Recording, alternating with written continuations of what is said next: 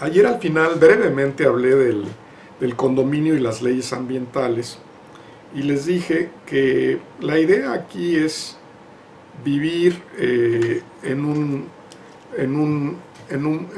lugar, pues obviamente sin ruido, sin contaminación. Y no me van a dejar mentir que en este aspecto, ¿cuántas veces no regresamos a un lugar en donde había un precioso lago y regresamos y ya es una cosa, un pantano horrible, un muladar lleno de basura? ¿Cuántas veces no crecimos desde niños en un bosque muy bonito y regresamos y el bosque ya no existe, está totalmente plagado o habitado con viviendas en un desorden?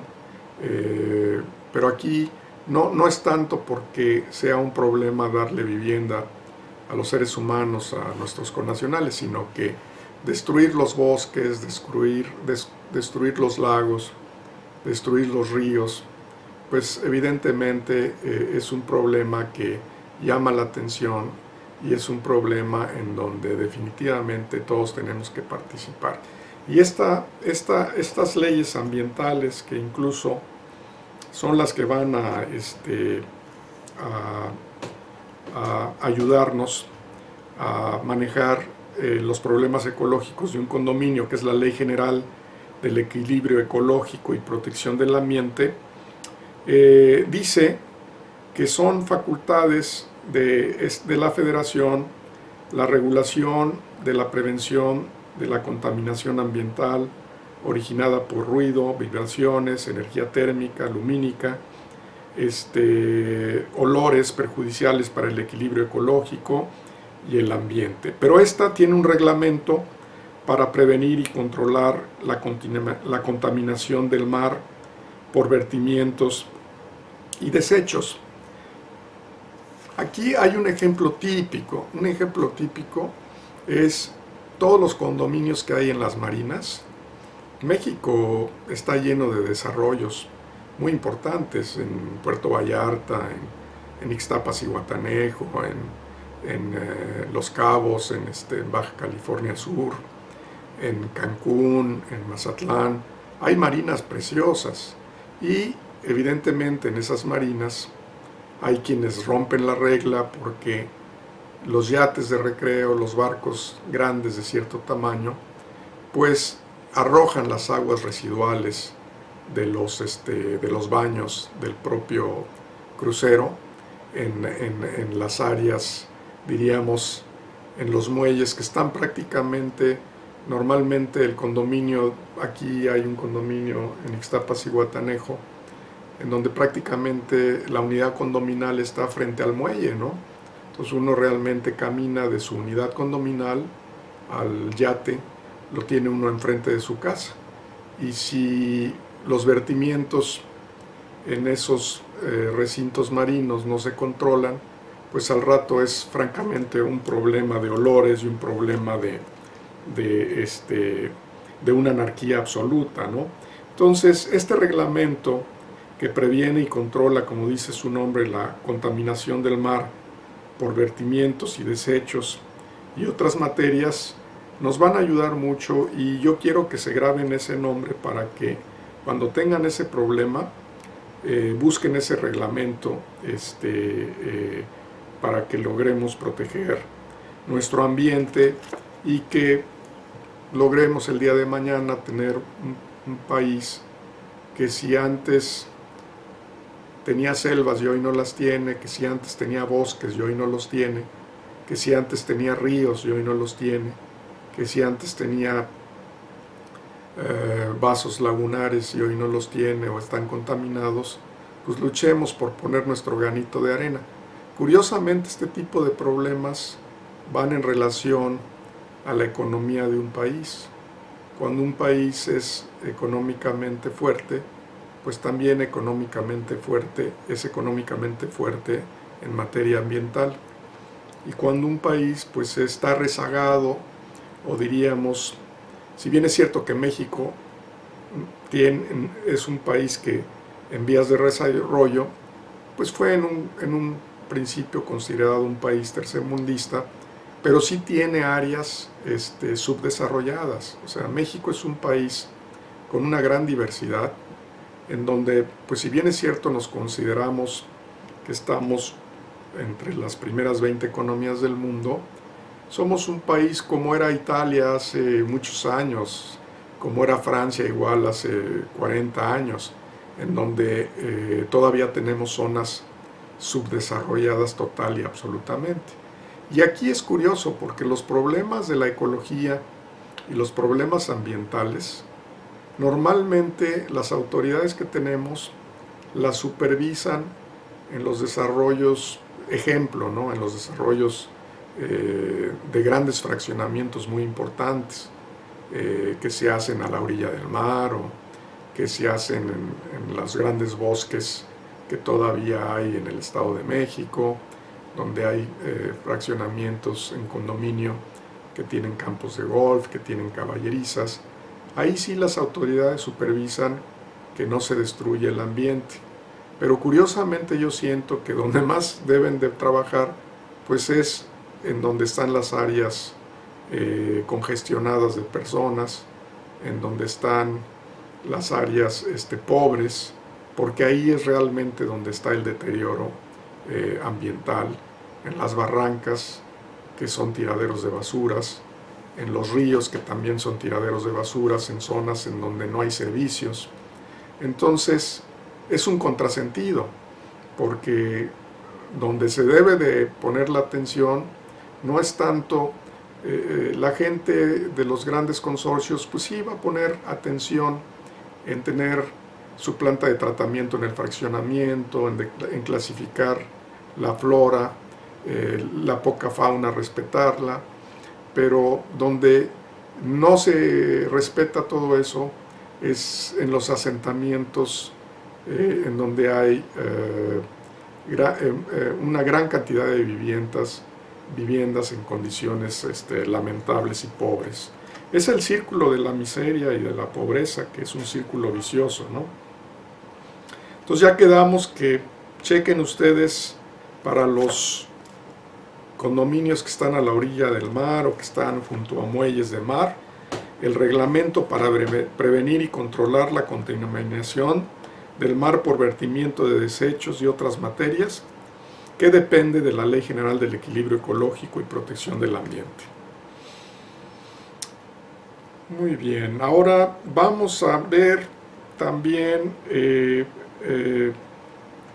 la cuestión del condominio y la zona federal marítima que hablamos ayer. La abordamos nada más de entrada. Aquí hay un reglamento que se llama para el uso y aprovechamiento del mar territorial, vías navegables, playas, zona federal marítimo terrestre y terrenos ganados al mar, que deviene este reglamento de la Ley General de Bienes Nacionales. Entonces, también ustedes tomen nota de este reglamento. Normalmente en cualquier puerto, por ejemplo aquí en Acapulco, hay una oficina de zona federal marítima. Cualquier polo turístico, cualquier desarrollo, como es Cancún, como es Mazatlán, como es Los Cabos, La Paz, Baja California, todos tienen oficinas de zona federal marítima. Entonces ahí ustedes pueden ventilar sus asuntos para que renueven ustedes sus concesiones o las obtengan. Y ya quedamos que concesión es cuando se otorgan para aprovechar o explotar un área de la zona federal. Ya quedamos que el permiso es para usar de manera transitoria esa explotación que se nos ha concedido, y ya quedamos que el permiso es eso, para usar de manera transitoria la zona federal, y la autorización es para hacer cualquiera de las modificaciones tanto en la concesión como en el permiso de zona federal. Entonces tomen nota, es la Ley de Bienes Nacionales y el reglamento de la zona federal marítimo terrestre y de los terrenos ganados al mar. Quedamos en la clase pasada que son 20 metros de donde rompe la ola, o donde termina, diríamos, la ola, 20 metros hacia la propiedad del conjunto condominal y va a limitar con la propiedad del condominio que se encuentre con frente de mar. Ahora bien, vamos a hablar de la conservación de documentos en un condominio. Es muy importante, la verdad, que el administrador tenga un buen archivo en donde no solo va a guardar todos los contratos de carácter laboral que tenga con los empleados, no solo va a guardar las altas que va a tener de ellos en el Seguro Social, hay que guardar también sus incorporaciones al Instituto de la Vivienda, que se llama Infonavit en México, porque estos son se tienen que hacer de acuerdo a un mandato superior. La Ley Federal de Trabajo obliga a que el patrón inscriba. El patrón tiene que garantizar los derechos sociales de los trabajadores. Tiene que garantizar el derecho a la vivienda, una vivienda digna, y tiene que garantizar el derecho a la salud. Pero también el derecho al retiro y también el derecho a los accidentes de trabajo que tengan una compensación. Entonces, esto es lo que se llama pues la medicina social. En México, la medicina social es comparable a la medicina social que hay en Francia, a la medicina social que hay en el Canadá. Somos un país en donde por mandato de la Constitución, por mandato de la ley, entiendo que es el 123 constitucional, habla de que se nos tiene que garantizar el derecho a la vivienda digna, el derecho a la salud, el derecho a un retiro también, a una jubilación de acuerdo a nuestro sueldo, a nuestro último sueldo, y el derecho a tener hospitales, acceso a un doctor, a la medicina social. Claro, el problema de la medicina social en México, pero es un problema general, Yo he tenido incidentes, tuve un incidente fuera del país, en un país con medicina social, y es igual. Había 20 personas en una camilla esperando a que los recibieran, y fueron horas para poder ser atendido. Y ahí sí, como dice ese dicho, dependiendo del tamaño del problema es cómo lo reciben a uno. Si ven que uno puede esperar, pues ahí lo dejan en una camilla, esperando a que entren los casos más urgentes. Así es en México, en el Seguro Social. Sin embargo, normalmente los grandes médicos en nuestro país están en los hospitales públicos, en el hospital de nutrición, en el hospital de cardiología, para los efectos en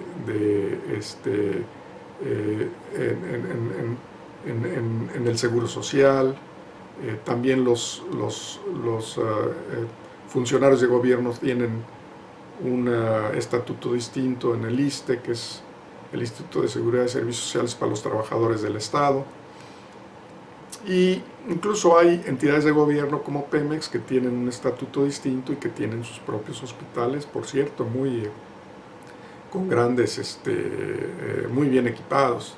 Entonces, ese es un derecho social que hay en México y que normalmente en los países que tienen la medicina social son similares.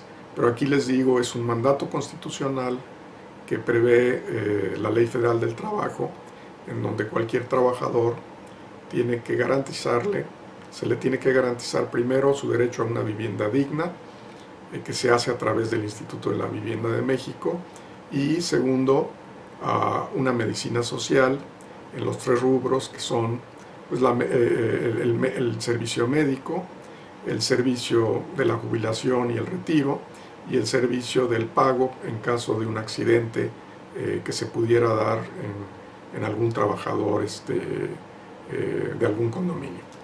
Así las cosas, bueno, ya estamos viendo cómo si hay ciertas obligaciones para nuestros trabajadores que van a trabajar en un condominio. Me estoy yendo rápido porque son asuntos un poquito tediosos. El Registro Federal de Causantes, bueno, pues obviamente ya vimos que lo primero que se tiene que hacer en una asociación civil de condóminos es darse de alta. De hecho, el notario no firma la escritura definitiva de la asociación en tanto no esté el alta de la Secretaría de Hacienda, del Servicio de Administración Tributaria. Entonces es importante que se den de alta, y obviamente hay penas de carácter... acuérdense que el fraude fiscal es equiparado pues, realmente al robo, ¿no? Entonces hay penas de 3 meses a 3 años de cárcel, y si se omite o se simula alguna inscripción en el padrón fiscal, en el Registro Federal de Causantes, o se falsea información. Todas los problemas de carácter fiscal son realmente muy delicados. Y yo les dije que esto viene pues ya desde el derecho romano. Les hablé que todos los censos, viene incluso desde el derecho egipcio, pero en el derecho egipcio, como prácticamente no había propiedad privada, más bien era para tener un control de los campos. Ya ven que Egipto vivía 3000 años antes de Cristo, y 2000 años antes de Cristo vivía de lo que producía la ribera del río Nilo. Entonces había verdaderos controladores de los campos, y más que controlar la propiedad privada era para controlar la producción de granos. Entonces había ciertos censos que realmente pues, eran padrones, que si bien es cierto no eran padrones fiscales, sí eran padrones que trataban de regular la producción que producían los campos en esas zonas agrícolas del río Nilo. Ya después, en el derecho romano, que tuvo su origen primero en la monarquía, empezaron a hacer los censos. Esencialmente, primero hacían los censos, pero para saber quiénes eran las clases privilegiadas, para saber quiénes eran los ricos.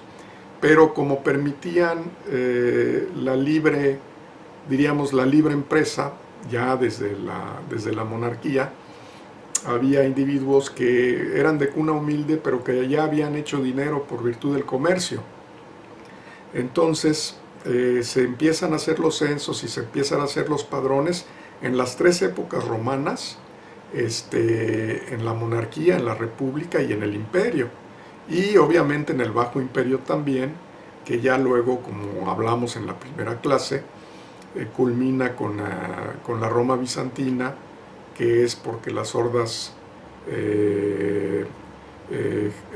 germánicas o hordas realmente visigodas atacaban precisamente y hicieron sucumbir al Imperio Romano. Pero el Imperio Romano siempre tuvo propiedad privada, o sea, fue notable cómo en sus épocas el Imperio Romano siempre respetó la propiedad privada, y cómo había vida en común, como lo dijimos aquí en el texto de Ulpiano y en el Digesto Romano también. Ya se hablaba de un edificio con el mismo techo en 2 casas, y que cada uno se podía inscribir de forma distinta, y cito a varios autores.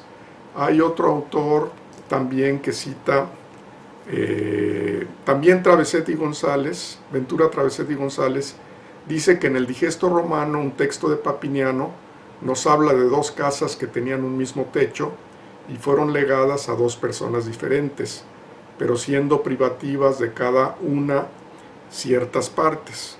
En el mismo Digesto un fragmento de Ulpiano, se dice que si un dueño dividiera un edificio o casa en dos, edificando una pared en medio, en este caso se tiene por dos casas y se le puede a una y a otra imponer servidumbre. Cuando habla ahí de la servidumbre, está hablando ya de un área común. Y estamos hablando, bueno, si habla del digesto romano, estamos hablando probablemente de la época de la monarquía o de la época de la república o bien de o del imperio. Así es de que evidentemente también en el derecho romano existía todo esto, ¿no? Porque se habla de que ya también eran susceptibles de inscribirse esos actos jurídicos.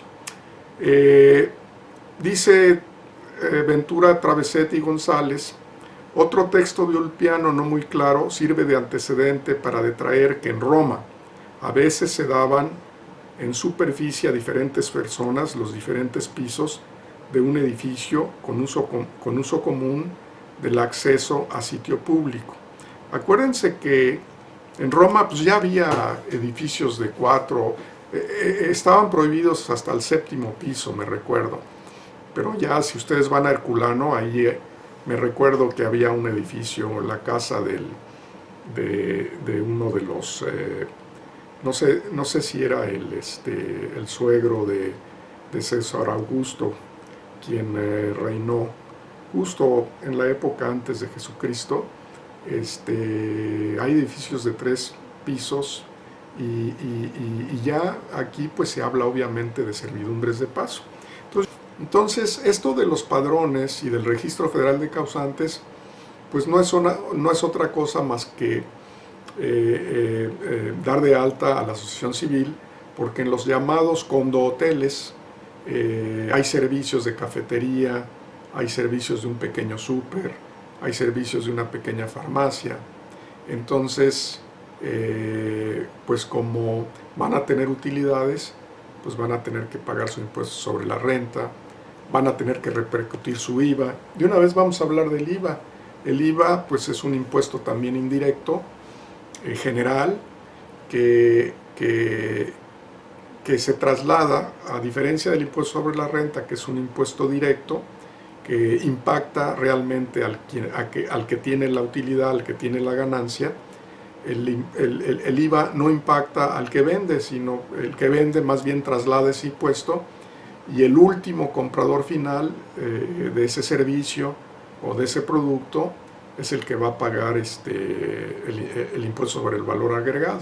Esto quiere decir que el IVA, a diferencia del impuesto sobre la renta, que es un impuesto directo, el IVA es un impuesto indirecto, diríamos a la producción y al consumo, que no impacta al que propala la venta o el servicio, sino impacta al consumidor final. Y también, obviamente, si el condominio otorga servicios, pues va a tener que pagar, va a tener que trasladar los IVAs de esos servicios o de esos productos que venda. Es interesante el derecho fiscal. Vamos a ver qué otro tema tengo aquí en el libro. Digo, no vale la pena también darles una clase de derecho fiscal porque, digo, el impuesto al valor agregado, y creo que lo comenté antes, nadie le entendía el impuesto al valor agregado y duró un año en aplicarse porque ponían comerciales. Aunque el impuesto indirecto, por ejemplo en Francia, que es del 19%, 0.8, es muy común, y hay países que solo tienen impuestos indirectos porque en realidad son los impuestos más jugosos. Nadie puede escapar de ellos. Es un impuesto indirecto. Cualquier cosa que se compre, pues si se paga un 20% sobre lo que se compra, evidentemente es un impuesto muy jugoso. Y es muy fácil para recolectarlo, a diferencia del impuesto sobre la renta, que es un impuesto directo, que tiene que tener una gran burocracia para poderlo cobrar, una gran burocracia. Ahora, inteligentemente, el Servicio de Administración Tributaria pues está tratando más bien de que nosotros, los causantes, trabajemos para ellos, y prácticamente todo lo hacemos nosotros en los programas que nos dan, y hacemos nuestras manifestaciones de impuestos por el internet, y prácticamente le hemos quitado a la federación ese tipo de trabajos, ¿no? Déjenme ver qué otro. Sí, también aquí tengo que sí, el IVA sustituyó a otro impuesto indirecto, que era el impuesto sobre ingresos mercantiles, que a diferencia del IVA era un impuesto nada más que se aplicaba a los vinos, al tabaco, a los cigarros, al alcohol, incluso al alcohol de caña, en los birretes de los vinos. Ahí ya venía el impuesto que se tenía que pagar, y ahora pues ya es un impuesto general, ¿no? Es un impuesto indirecto a la producción y al consumo también, pero es un impuesto general que tiene tasas. Curiosamente, antes hay tasa cero, hay tasas. Mucho tiempo las fronteras tenían primero el 6%, luego el 10%, mientras en el interior de la República era el del 10, del 15 y 16 actualmente. Ahora ya se uniformaron las fronteras y se uniformó todo México. Antes se podía hacer lo que se llama la evasión legal, porque si ustedes iban a comprar, por ejemplo, no sé,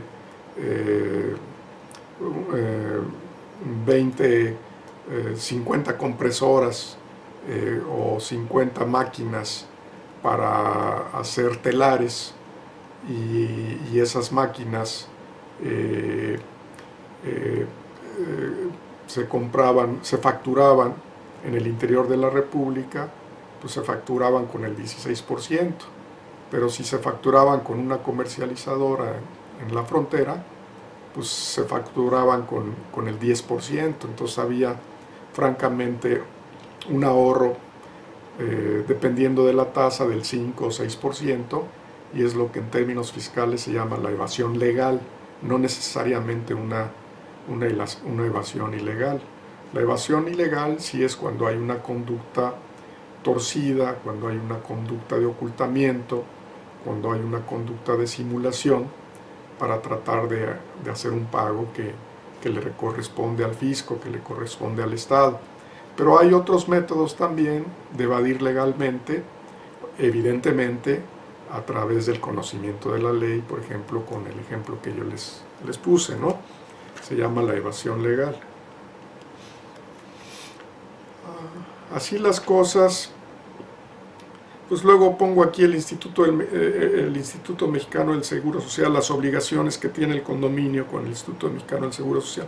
Pues ya las dije, ¿no? Que esencialmente es cubrir los riesgos de trabajo, las enfermedades, la maternidad, la invalidez, la vejez, la cesantía de edad avanzada, las guarderías y las prestaciones sociales. Bueno, pues abordé someramente todo, pero aquí este artículo de la ley que tengo en mi libro, pues sí es el artículo 11 de la Ley del Seguro Social.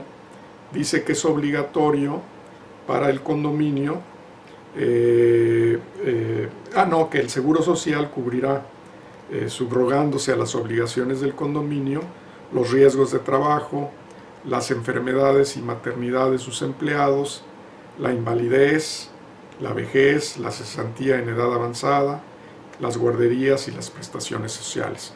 El riesgo de trabajo es, bueno, pues tener un accidente de riesgo de trabajo, ¿no? El caerse cuando están limpiando los vidrios del condominio y tener un accidente, ¿no?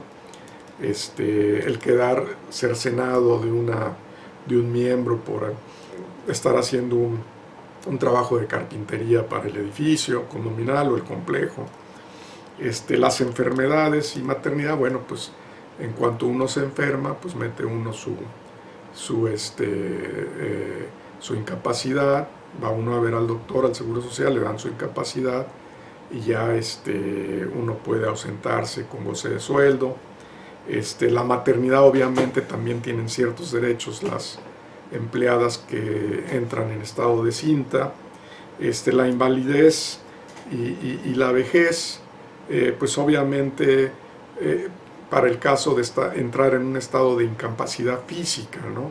No solo hay incapacidad física locomotiva, sino también hay incapacidad física mental, como es el Alzheimer, como es la demencia senil, como es la arteriosclerosis, en fin, si se cae en estado de incapacidad mental, pues también habrá incapacidad legal, porque cuando ya no hay capacidad, se puede tener la capacidad de ejercicio por la mayoría de edad, pero si también se pierde esa capacidad por un estado de invalidez como el que les estoy platicando. Y también, pues, la cesantía en edad avanzada, pues evidentemente, creo que antes se hablaba de los 60 años, yo en particular, a los 65 años voy a obtener mi pensión en el Seguro Social y ya, si bien es cierto que los notarios tenemos diríamos un trabajo a perpetuidad mientras vivamos,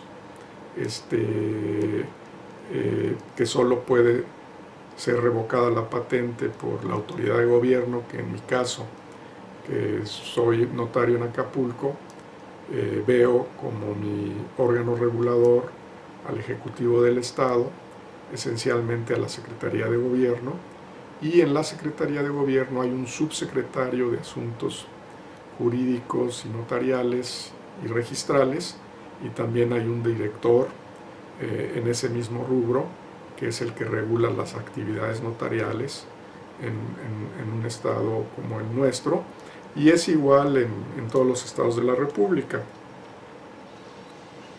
Entonces les digo, todo este tipo de beneficios pues están regulados por la Ley Federal del Trabajo en el artículo 123. El seguro del ahorro para el retiro pues también es el retener el 2% del trabajador, que se va a un fondo de ahorro de carácter federal, y ese ahorro se le entrega ya al trabajador para que él tenga una vejez digna con cierto dinero que va adquiriendo réditos, y en cierto momento y en cierta etapa de la vida se puede obtener el pago de ese seguro de ahorro para el retiro. También se le denomina SAR, Servicio Seguro de Ahorro para el Retiro. El Infonavit, pues ya también lo vimos, que está de acuerdo también al artículo 123 constitucional en su fracción 12, título cuarto, capítulo tercero, habla de que se le tiene que garantizar al trabajador una vivienda digna,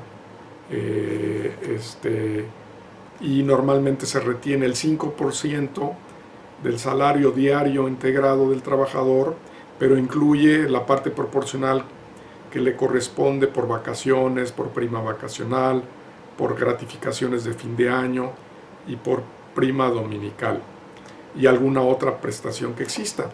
De manera que es una obligación alta, ya que se ve el monto de lo que se entrega a este Instituto de la Vivienda. Es una entrega importante, y también obviamente tiene consecuencias jurídicas graves, esencialmente económicas, el hecho de no contribuir, de no pagar lo que ordena la Ley Federal del Trabajo, y puede uno ser susceptible en el condominio, la administración y el patrimonio de los condóminos puede ser susceptible de embargo en caso de que se omita algún pago a este Instituto de la Vivienda. Pueden concurrir el personal del área jurídica del Infonavit a embargar computadoras, conmutadores, elevadores, a embargar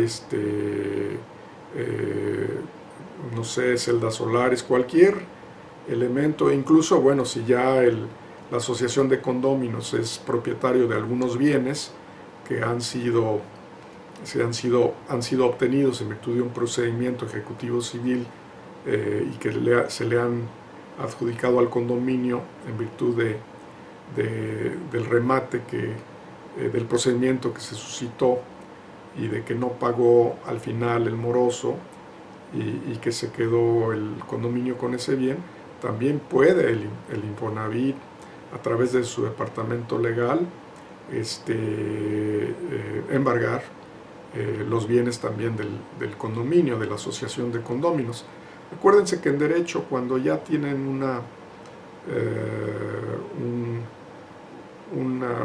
un embargo, pueden ustedes señalar bienes para embargar. O sea, si el condominio, la asociación de condóminos, tiene una camioneta con la que van a comprar todos los productos del cloro y todos los productos de las áreas comunes, la camioneta que lleva a arreglar las podadoras, en fin, se puede señalar si ese automóvil está a nombre de la asociación de condóminos, bueno, pues, y si ha incumplido, pues ustedes señalan bienes para que se embarguen esos bienes hasta que ustedes paguen esa obligación, que en realidad es una obligación de carácter fiscal también. Las relaciones laborales, les digo que es importante que guarden todos los contratos, no solo de los trabajadores, porque a la hora de que tienen el conflicto laboral, el trabajador les puede argumentar y hacer la cuenta del gran capitán que trabajó ahí hace 20 años, y si ustedes no tienen el contrato en donde se consigna que el trabajador tan solo tiene 3 años trabajando en la unidad, en el complejo condominal, pues bueno, pueden con argucias y bajezas de los abogados laboralistas, que luego hay unos que no son muy éticos, pueden tener un verdadero problema si no guardan los contratos de trabajo. Lo mismo guarden los contratos de cualquier obra que haga el condominio, porque también muchas veces hay empresas o hay personas físicas que ustedes los van a contratar y luego van a aducir que más bien trabajaron para el condominio como empleados. Entonces es importante que guarden también, y que cualquier obra que se haga en el condominio, pues que también se documente, para que no haya un argumento posterior en el sentido de que se trabajó como de otra forma, sino que hay un contrato precisamente de obra con antelación. Entonces, guardar en el archivo ese tipo de contratos, ¿no? Hablamos de la Junta Federal de Conciliación y Arbitraje y les dije que pues más bien ahí lo que se emiten son laudos, ¿no? Que son las resoluciones y las sentencias. Luego tengo hablo también de la Comisión Federal de Electricidad en mi libro, porque hay un capítulo en donde hablo de el condominio y las autoridades de gobierno, y realmente pues hago una reseña del sistema jurídico que tenemos en México desde el punto de vista del derecho público, ¿no? Que tenemos pues una constitución política, hemos hablado de la jerarquía de las leyes, que en este caso pues va a ser el estatuto de la asociación civil, va a ser el reglamento del condominio, va a ser la ley de condominio del Estado en donde se encuentre domiciliado ese complejo condominal, va a ser el Código Civil, el Código de Procedimientos Civiles, va a ser también la Constitución Política de México, ¿no? Y les hablo a ustedes también de la división de poderes, pero es como diríamos, una pequeña clase de derecho público, y de decirles cómo están catalogadas las entidades de gobierno, que la Comisión Federal de Electricidad, a diferencia de otras naciones, de otros países, pues no son. Ahí, curiosamente, en Estados Unidos, cada ciudad pues tiene su compañía de luz. Rara vez es una compañía que sea para todo el estado. Antes también allá había compañías de teléfono para cada ciudad o compañías de teléfono para cada estado. En México no. Tenemos una compañía hegemónica, diríamos que es Teléfonos de México, que ahora es privada, pero antes fue pública. Tenemos una compañía hegemónica también que es de electricidad, que es el presidente López Mateos, fue el que nacionalizó la industria eléctrica, así como el presidente Cárdenas nacionalizó la industria del petróleo. El presidente López Mateos nacionalizó la industria eléctrica y también ahí es una entidad pública total y absolutamente. Por eso les digo que hay que tener bien definida la personalidad jurídica de la asociación de condóminos, porque incluso en un hecho arbitrario, un cobro arbitrario de la Comisión Federal de Electricidad, pues se puede incluso promover un amparo, ¿no? Que en este caso es otro de los atributos de la personalidad, no solo de la persona física, sino de la persona moral, que es la Asociación Civil de Condóminos, que puede ser susceptible de promover un juicio de garantías, lo mismo que puede una persona física. Es otro de los atributos en donde se puede ver claramente que una persona moral de este tipo que va a regular los problemas de interés común del condominio, pues puede promover un juicio de garantías también contra cualquier autoridad de gobierno, ya sea del gobierno central, del gobierno estatal, del gobierno federal, estatal y del gobierno municipal, y entidades de gobierno como la Comisión de Electricidad. Esto ya, cuando ustedes tengan mi libro, y ya por último lo vamos a dejar para la próxima clase.